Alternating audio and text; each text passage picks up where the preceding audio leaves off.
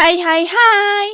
Setelah aku libur beberapa hari, sekarang waktunya aku untuk melanjutkan kembali jalan cerita Leo, Steina, dan yang lainnya. Karena udah lama, ada baiknya kita flashback sedikit ya.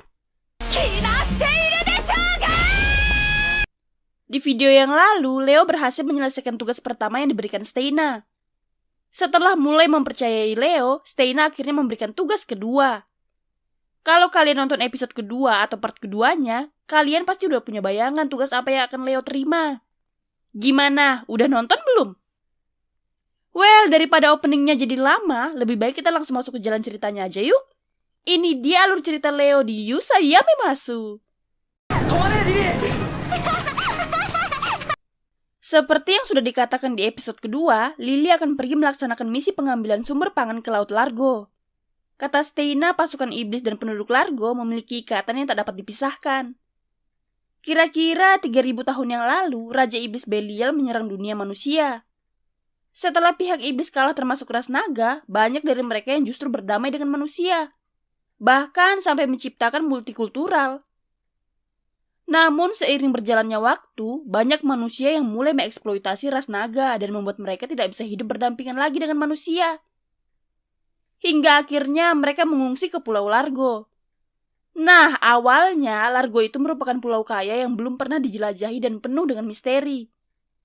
Akan tetapi, pulau itu memiliki flora, fauna, dan sumber daya mineral yang tak ternilai. Setelah itu, di sana juga terdapat bangkai kapal kuno yang kini sudah menyatu dengan alam. Menurut Steina dan Leo, sampai kapanpun pihak ras naga pasti tidak akan pernah melupakan penderitaan yang mereka terima akibat manusia. Itu sebabnya mereka mendukung penyerangan Ratu Echidna. Sekarang bisa dikatakan pasukan ras naga sudah seperti soulmate pasukan iblis. Dengan begitu, untuk urusan tugas, Leo akan disuruh membantu Lily, tepatnya mengawasi Lily. Menurut Leo, Edward sebenarnya lebih cocok untuk pekerjaan ini, secara dia kan keturunan ras naga. Steina langsung menolak, ia tidak bisa menugaskan Edward untuk pekerjaan ini. Soalnya, kalau dia yang disuruh temani Lily, pasti dia yang akan kerjakan semuanya sendirian. Makanya dia harus tetap di sini melindungi istana. Sebenarnya sih, Leo kalau bisa memilih, dia lebih memilih untuk mengerjakan tugas yang lain, yang lebih berat gitu. Tapi karena dia magang, jadi ya mau gak mau harus mau. Sebelum pergi, Leo masih sempat-sempatnya menggoda Steina. Seneng banget gangguin Steina. Singkat cerita, sampailah Leo di Largo bersama dengan Lily dan pasukannya. Ya ampun, Lily malah sibuk balapan sama anak buahnya. Leo lagi pakai acara ngejar segala.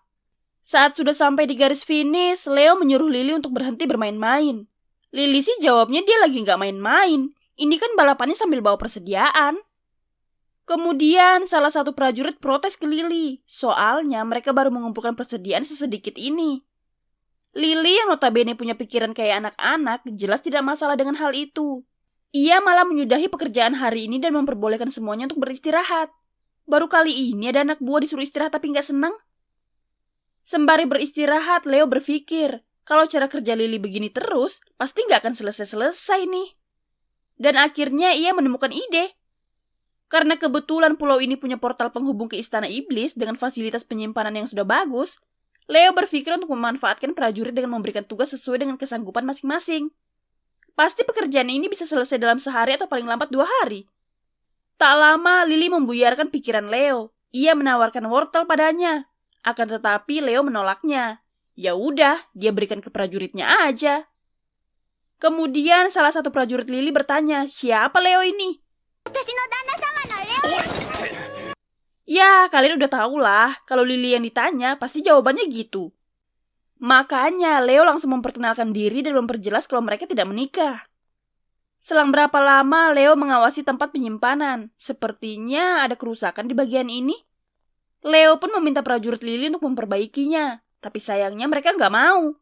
Soalnya Leo nggak diberi perintah untuk bisa memerintah mereka. Ya nggak bisa disalahkan juga sih. Alhasil Leo kesel banget. Gimana mau cepat beres nih kerjaan kalau prajurit cuma mau dengar kata-kata Lily? Udah gitu, para penduduk pada komplain ke Leo karena aksi balapan Lily tadi. Kalau dibiarkan begini terus, bisa-bisa hubungan ras naga dengan para iblis jadi terputus. Tak lama, Lily masuk ke kamar peristirahatan Leo. Melihat Leo yang tertunduk seperti itu, Lily jelas khawatir. Apalagi Leo bilang kalau dia sedang sakit kepala. Auto panik cari obat. Padahal kan sebenarnya dia sakit kepala bukan karena gak enak badan. Di tempat berbeda, Steina menanyakan kabar tentang misi perjalanan Lily dan Leo. Kata Melnes, seharusnya pekerjaan penting kayak gini gak diserahkan ke Lily.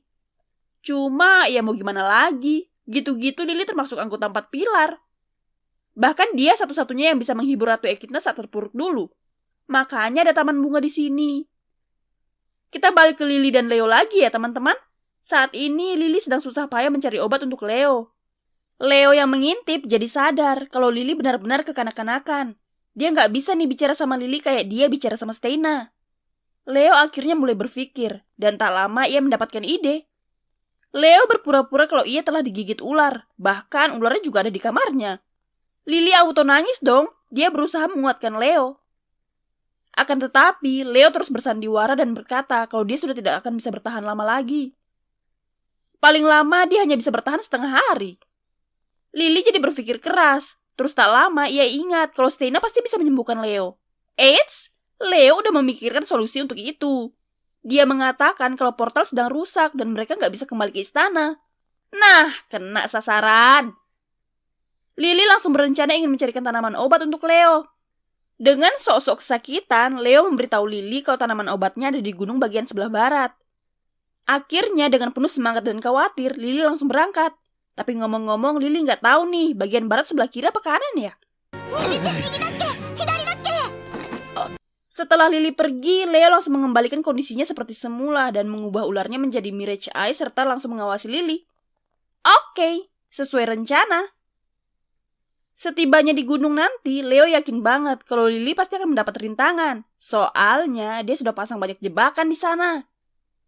Tenang aja, tujuan Leo begitu baik kok. Leo cuma mau Lily bisa belajar bekerja sama dengan bawahannya. Entah karena saking semangatnya atau emang ada faktor bulan purnama, Lily akhirnya berubah menjadi Divine Wolf Fenrir.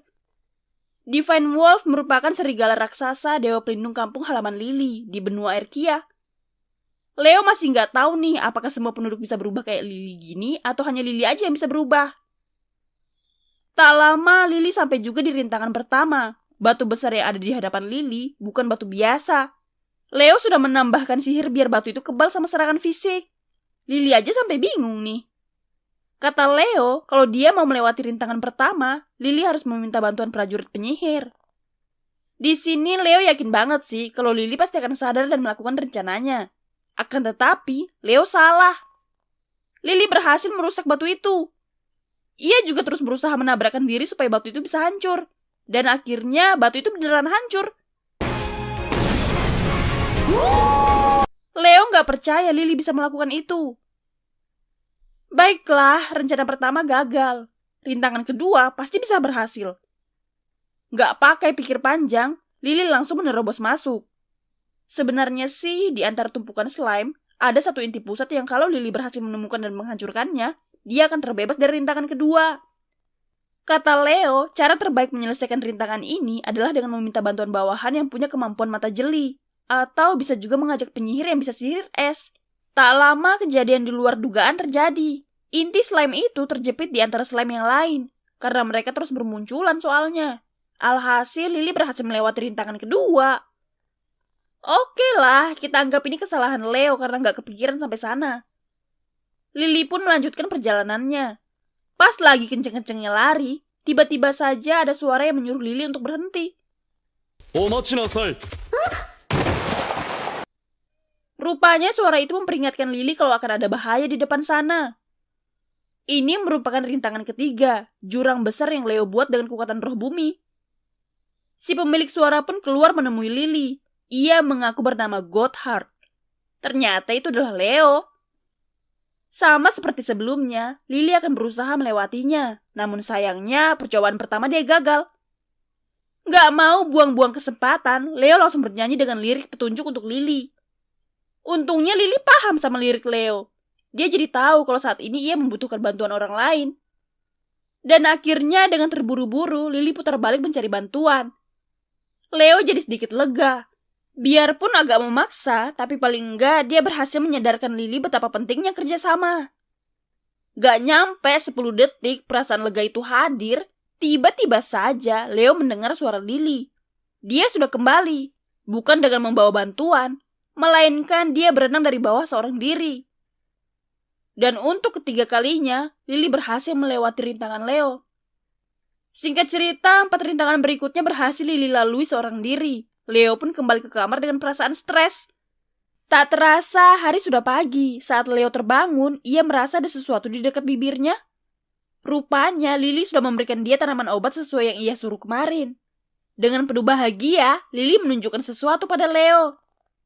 Ternyata gambar itu berisi tentang rencana Lily. Ia meminta saran Leo apakah dia boleh bekerja dengan bantuan prajuritnya. Leo agak heran, kenapa Lily tiba-tiba berpikiran begitu. Secara semua rintangan dia lewati sendirian semalam. Akhirnya Lily bercerita, itu semua berkat lirik nyanyian Gotthard, pria yang ia temui di gunung. Jadi selama Leo tidur, dia terus memikirkan perkataan Gotthard. Alhasil Leo jadi paham, ia mulai mengerti. Untuk bisa mengajari Lily, ia nggak boleh menggunakan cara paksa.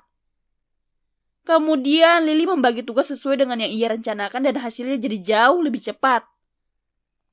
Mulai dari sekarang, Lily jadi tahu kalau bekerja sama itu penting. Singkat cerita, Leo kembali ke istana. Di sini dia langsung menemui Steina, karena katanya ada berita besar untuk Leo. Leo sih mikirnya Steina akan ngangkat dia jadi pasukan tetap, tapi ternyata Ratu Echidna meminta dia untuk menemuinya. Wah, jangan-jangan Echidna tahu siapa kesatria Onyx sebenarnya.